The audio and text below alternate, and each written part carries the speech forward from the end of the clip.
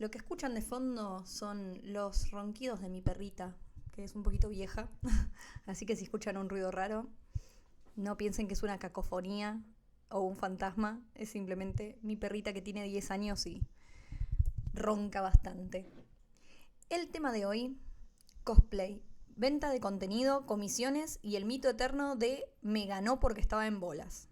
¿Cómo les va? Olis. Mi nombre es May Lingenfelder, más conocida como Maifu Waifu. Estoy en el fandom hace más de 2 décadas. Y ahora vengo a traerles un debate que desde que tengo uso de razón aqueja a las personas que participamos de alguna manera en este hermoso arte llamado cosplay. Con este podcast no trato de imponer únicamente mi punto de vista, aviso. No, sino plantear de alguna manera preguntas que nos lleven a desentrañar el origen de estas acusaciones, a pensar en conjunto, o sea, oyentes y yo que escribí todo esto. Y quizás invitarnos a todos a reflexionar sobre el tema de este día. Primero que nada, para quienes no me conozcan, les cuento brevemente un poco sobre mí. Soy, como les dije antes, ya vieja en este ambiente, pero vieja, tipo se me cae el DNI. Comencé en 2004, a mis dulces 14 añitos, recién entrada en mi adolescencia sin saber que luego este hobby se iba a convertir en algo central en mi vida. Creo que todos acá sabemos que el cosplay es el arte de disfrazarse de un personaje e interpretarlo, ya sea en un evento, en una sesión de fotos, concursos, etc. Llegó a mí una historia de un colega cosplayer que decía lo siguiente. Esperen que lo leo. Ronquidos de fondo. Acá está. Decía, cosas que no voy a entender nunca en el ambiente del cosplay. Cosplay para mí se trata de hacer tus trajes o como mucho comprarlos, pero hacer cosplay nunca va a ser a través de mendigar o vender contenido XXX para ganarlos. Pienso que es un mal ejemplo, y así y todo valoran más a este tipo de gente. A estas personas las tratan como ganadoras y encima usan y hablan de gente que no conocieron, solo usaron a su conveniencia, esa parte no entendí, para sacar cosas y ahora los homenajean para hacerse ver cuando encajaría más en un sitio porno que en este arte.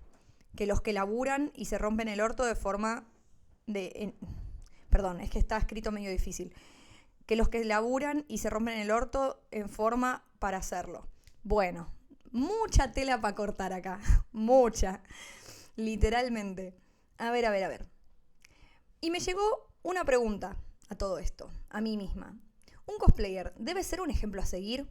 ¿Un ejemplo para quién? ¿Para los que vienen al evento a vernos? ¿Para las infancias que nos observan? ¿Para quienes quieren empezar a hacer cosplay? A ver, vamos parte por parte. Hay mucho. Por un lado, podríamos decir que sí, puede ser que alguien nos esté observando o admirando y que no nos enteremos. Pero eso nos obliga directamente a nosotros de tener que convertirnos en una brújula de la ética y los valores. Habiendo tantos tipos de cosplayers, ¿es necesario señalar con el dedo a quienes no nos representan o no encajan con nuestra vara moral? En lo personal, hay gente que me cae bien y hay gente que me cae mal, creo que como todos. Siempre vamos a juzgar más fuertemente al último grupo. Pero supongamos que son personas que no conozco. Digamos, un cosplayer que es policía, que en la semana se dedica a fajar jubilados. Obviamente no sería de mi agrado. Creo que es muy fácil saber que hay inclusive quienes han llegado lejos siendo infames y llamando la atención, haciendo públicas opiniones políticas que son opuestas a las mías, y en su momento puse el grito en el cielo. Esto solo para entendidos.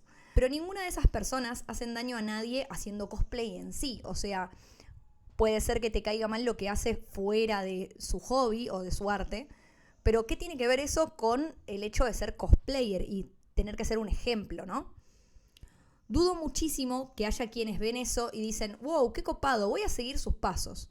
Ojo, paren, puede pasar, pero creo que eso siempre es a pesar del que influencia. Creo que no mucha gente busca ser un modelo a seguir en sí. Y si lo hacen, me pregunto, ¿desde qué lugar nos creemos superiores a los demás para buscar ser un ejemplo a seguir? En síntesis, lo que quiero decir con todo esto es, un cosplayer es una persona que hace cosplay y punto. No tiene nada que ver con buscar ser un modelo a seguir. O al menos es como lo entiendo yo. Es como si me dijeran, por ejemplo, tal ilustrador, ese que conoces, es alcohólico. Es una mala influencia y por eso no es un artista. A ver, Mabel, el fandom es como un barrio. Nos conocemos todos. El borracho, el facho y la trola somos parte de lo mismo. Estamos todos, te guste o no. ¿Quiénes somos para decir realmente quién es más o menos cosplayer solo porque no hace lo que nosotros haríamos? O sea, a nivel ético o moral. Yo quiero contarles algo personal. Ahora se pone personal la cosa. Antes de vender contenido, porque yo vendo contenido, cuando empezó a ver fotos sexys allá por el, 2014 supongo, no fotos sexys, sino sesiones de fotos pensadas como eróticas para vender, digamos, ¿no? Yo juzgaba bastante. Yo juzgaba de esta manera a las chicas que vendían fotos. Sentía que ensuciaban el arte que yo amaba, que lo usaban únicamente con el fin de hacer dinero, cuando yo lo hacía porque amaba a los personajes que interpretaba. Sentía como que mancillaban algo que para mí era sagrado y que por lo tanto las que lo hacían eran menos cosplayers que yo. Qué boluda que era. Me da un toque de vergüenza incluso contarles esto, porque justamente miro para atrás y pienso, qué envidia que tenía que hubiera chicas que se sintieran libres de hacer eso y de paso ganaran dinero, o sea, porque, reconozcámoslo, o sea, literalmente estaban haciendo lo que querían y ganaban plata. Recuerdo cuando apareció en Jessica Nigri, Dios, la detestaba, sentía que justamente ella había sido una pésima influencia para todas las cosplayers que siguieron sus pasos. A veces creo que tenemos miedo al cambio, porque eso era algo nuevo, o sea, yo nunca había visto algo así en el ambiente. O justamente a lo que la gente hace con la exposición que nos fue dando el internet. Porque reconozcámoslo, el internet es una gran herramienta y cada uno hace con el internet lo que quiere, siempre y cuando no dañes a los demás. Mucho antes del Only existía Patreon. Y recuerdo que me incomodaba muchísimo que hubiera chicas que quisieran hacerse famosas por un camino que a mí me parecía fácil e incorrecto. Cuando años después fui viendo que no era ni tan fácil y quién carajo soy yo para decir que alguien que quiere ganarse la vida lo hace de manera incorrecta. Es su vida. En mi opinión, cuando uno lleva a un niño a un evento, es como abrirlo al mundo de los adultos, porque es el mundo de los adultos, o sea, basta, o sea, abramos los ojos. Recordemos que no es Disneyland. O sea, los que hacen de actores en Disney tienen que mantener el personaje incluso aunque les dé una CB. Habrá gente que... habrá gente con quien no coincidamos políticamente, moralmente, éticamente, porque los valores varían de persona en persona. En todo caso, cada persona observará las opciones que hay y elegirá el camino que más le guste, y para guiar siempre deberían estar los padres o cuidadores de ese infante, para educar y guiar. Porfa, en serio, les digo, no nos pongan a los cosplayers la responsabilidad de educar a sus hijos, porque esto no es la iglesia, no es la escuela, no es catequesis.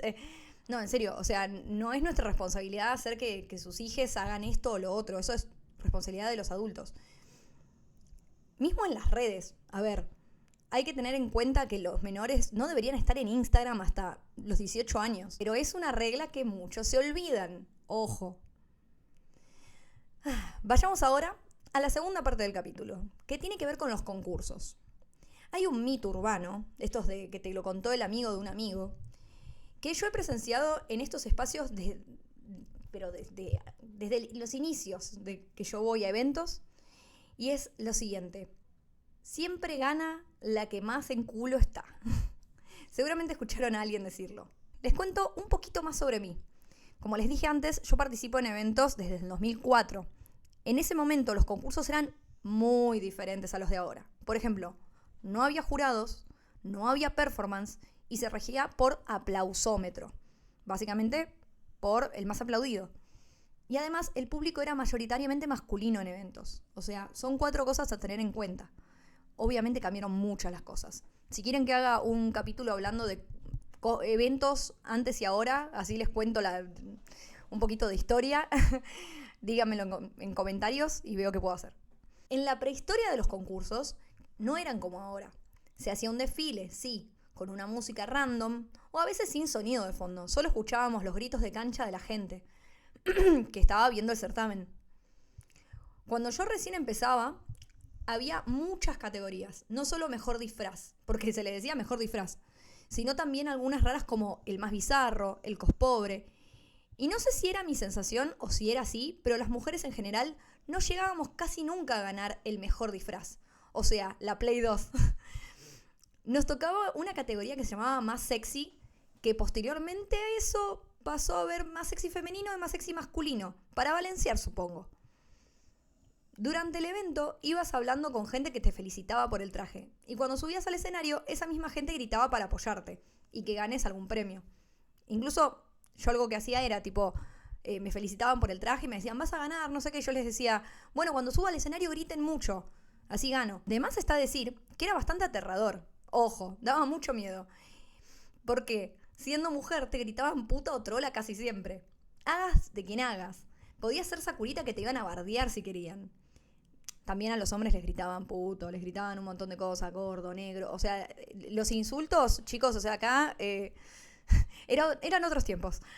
Incluso te tiraban cosas. Era un territorio mucho más hostil que ahora. Que al menos en los concursos la gente suele comportarse desde el público con muchísimo más respeto y menos como un freak show.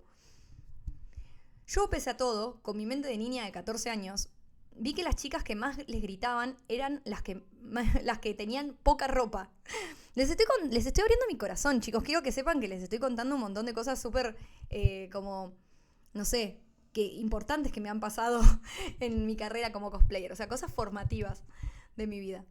Espero que me traten bien y no me ataquen por esto, porque me estoy poniendo vulnerable. Bueno, yo pese a todo, con mi mente de niña de 14, vi que las chicas a las que más les gritaban eran las que tenían poca ropa en sí. Así que ya el segundo que hice estaba literalmente en tanga. La piba de 0 a 100. Hice de Ángel del King of Fighters. No sé si conocen, pero... ¿saben por qué lo hice? Porque quería mostrar que a mí no me daba vergüenza nada. O sea, yo no tenía miedo a triunfar. Yo lo que quería tenía un hambre de gloria, chicos. Es como que, piensen que yo venía en la primaria que me hacían bullying. Era una nena que tenía anteojos y aparatos y me lo sacaron y de repente me desarrollé. O sea, cambiaron mucho las cosas. Entonces, nada, es como que yo decía, yo no le tengo miedo a triunfar. Y así fue como hice varios personajes del mismo estilo, sexys o medio zarpados, a fin de buscar ganar concursos. Y es verdad, gané varios en la categoría más sexy. Acá es donde ustedes van a pensar que estoy contradiciendo lo que estaba diciendo al principio, pero siempre en la categoría de más sexy. O sea, no era tipo, ganó porque estaba en bolas el primer premio y todos los demás perdieron porque no, eso no pasa. A ver, nunca gané plata. Siempre eran boludeces, o sea, era la bolsita con los premios que te tocaba un gallapón y listo. Llegué al punto de hacerme conocida por siempre buscar redoblar la apuesta, que es una locura porque yo era menor de edad. O sea, recordemos que esto fue 2004-2005, yo tenía 14, 15 años, cuando los boliches, además, se entraba sin documento muchas veces. O sea, eran eventos nocturnos. Pero lo malo fue que por hacer este tipo de cosplays o sentirme cómoda siendo provocativa, porque realmente me sentía cómoda siendo sexy, o sea, con la edad que tuviera, empezaron a hablar horrible de mí. O sea, por un lado había gente que me apoyaba y le encantaba verme en el escenario, me aplaudían y decían, esa es Mai, no sé qué, y me bancaban. Y después estaba la gente que instantáneamente, tipo, bueno, listo, puta. Y me trataban de puta, encima inventaban un montón de cosas, decían que yo había estado con tal, y tipo, yo no había estado con nadie, yo tenía mi noviecito y ya. Justamente, toda esta respuesta negativa y de slut shaming hacia mi persona, que creo que solo tenía 16 años, decidí empezar a hacer otro estilo de personajes a modo, miren, ahora me porto bien, tipo soy una nena buena, hago personajes que no están en bolas. Llegué a ser hasta de Domo-kun. No sé si lo conocen, si no, googleenlo. Lo hice con una caja de heladera, como para decir, miren, también tengo otras facetas, ¿ok? No solo estoy en bolas. Pero bueno, todo esto fue previo a lo que avanzó el feminismo en estos últimos años, y gracias a Dios. Y hablar de esto en perspectiva es muy loco, porque es como que quedó tan atrasado, pero muy antiguo. Pero bueno, como pueden ver, por algo no es... O sea, es antiguo y no, porque ahora estamos hablando de esto. Me hace pensar muchas cosas que quiero reflexionar con ustedes. Vuelvo a reafirmar que no es el chancho, sino el que le da de comer. Si algo no te gusta, no lo apoyes, no andes con poca ropa vos, si es algo que no aprobás. Pero de ahí a pensar que las mujeres en bolas ganan concursos está súper errado, porque Eso no pasa ni ha pasado jamás. O sea, nunca fue tipo, hay un montón de cosplays resarpados, re elaborados, no sé qué, y gana la que está desnuda. No pasa. Muéstrenme. Si alguno encuentra un ejemplo de una mina que ganó estando en bolas y le ganó a un montón de trajes súper elaborados, súper injustificadamente, la verdad muéstrenmelo. Al menos yo nunca lo vi. Quizás me muestran un ejemplo de otro país y me cagan, pero bueno. Porque justamente además, en los concursos, ahora que tengo muchísima más experiencia, tanto como cosplayer como jurado, cuanto más tengas puesto, más chances tenés de llamar la atención del jurado. O sea, si tenés cambios de ropa, si tenés más accesorios, si tenés una peluca más elaborada, es muy raro que gane alguien que tenga poca ropa, ¿sí? Además, todo esto es porque justamente ya no existe el aplausómetro. Depende de que la gente que está juzgando tu trabajo lo considere a la altura de ganar. Y además, admitámoslo, la mayoría de los jurados somos mujeres. O sea, casi siempre. Fíjense, nunca nadie lo dice. Y lo voy a decir, yo voy a tomar como la posta en decir esto. El cosplay es un hobby con un porcentaje mayor femenino que masculino. Sobre todo con respecto a quienes lo toman de manera como una carrera o como de manera profesional. En general son mujeres y la mayoría de los jurados suelen ser mujeres. Con esto no quiero desmerecer a los hombres cosplayers ni en pedo, porque hay un montón y son muy buenos también. Pero está bueno decirlo, porque es algo que creo que nadie dice y me parece importante. O sea, pasamos de tener un público mayoritariamente masculino a un público mayoritariamente femenino. Perdón, un público mayoritariamente masculino y participantes mayoritariamente femeninos. ¿Sí? Pero bueno, tampoco no me puse a hacer las estadísticas, ¿ok? O sea, vamos a ver, en el próximo concurso me voy a fijar, voy a contar y les voy a decir qué porcentaje hay mayor, si femenino o masculino. También, bueno, no quiero excluir a mis compañeros no binarios. Pero bueno, ustedes me entienden. Que hablemos que es más común ver que a veces gane un cosplay más por grande, o sea, por tamaño grande, que por elaborado o complejo. Siendo ejemplo armaduras con terminación pobre o mal cortadas, el ejemplo que se me viene a la cabeza, ya que la mayoría de las veces el jurado ve únicamente los concursantes a lo lejos. O sea, muchas veces el jurado ve a los participantes solamente a la hora de la presentación, no de cerca y en detalle. Obvio existen personas que sí lo hacemos, pero hay veces que los concursos o los eventos no te dan el espacio para poder juzgar previamente a los chicos en detalle. Entonces, muchas veces en realidad ganan trajes que son grandes. O sea, sin ir más lejos, yo cuando empecé a hacer vestidotes gigantes, ¿por qué se piensan que era? Porque eran enormes, o sea, y la verdad que en mi caso personal, a mí me parecía fácil hacer vestidos grandes, no es que me parecía fácil, era casi lo mismo para mí, en mi experiencia, hacer un vestidote con mi lineaque, con faldas y todo, que hacer un vestidito chatito. Entonces, yo lo hacía justamente para que me vean más y sea más imponente y en el escenario se vea, no sé, resarpado. Siempre para mí el tamaño en ese sentido es como que llama más la atención. Y a veces no se ve tanto el detalle. O sea, a veces perdemos de vista trajes que están muy buenos, que a lo mejor de lejos no se ven tanto. Pero bueno, el público muchas veces lo que le hace el wow es perfos que tienen cambios de ropa, luces, armaduras grandes, vestidotes grandes. ¿Se entiende lo que quiero decir, no? Bueno, también algo que recuerdo de hace años es la típica que se decía que se sobornó al jurado, o sea, de manera monetaria. El otro día con un amigo estábamos en el evento y antes de juzgar, antes del concurso, estábamos riéndonos porque decíamos, ¿te imaginás? ¿Y cuándo llega el soborno? ¿Cuándo llega el billetito? Porque es la típica que, o sea, todos los que hemos sido jurados sabemos que eso no pasó jamás. O sea, los cosplayers somos pobres, gente. Eso no ocurre. ¿Podés pensar que alguien que ganó un premio no se lo merecía? Totalmente. A mí me pasa todo el tiempo. Yo a veces veo el concurso y no me gusta quienes ganaron. Pero de ahí a inventarte una historia en donde una mujer gana porque está en pelotas, amerita que te hagas un fanfic en Wattpad. Porque, mamita, qué imaginación la tuya. O sea, realmente te imaginaste toda una escena. Es tremendo. Además, hay un gusto especial en señalar a las mujeres que se sienten libres con la expresión de su sensualidad. Por un lado, hay un gran mercado que lo banca, o sea, no lo neguemos, hay un gran mercado que banca eso y le encanta. hay un gusto especial en señalar a las mujeres que se sienten cómodas o libres con la expresión de su sensualidad.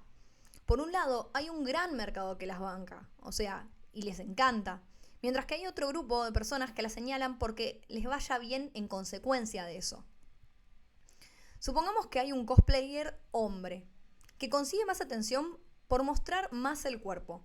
Supongamos su torso o por bebotearle mucho a las chicas, como por ejemplo Leon Chiro o Karin Cosplay, porque existen, no es que estamos, nos tenemos que poner a pensar mucho, al toque se me ocurren dos nombres, o que mismo gracias a eso consiguen con su carisma ganar muchos seguidores, o vender fotos, o lo que sea, o vender cursos de Herbalife, qué sé yo.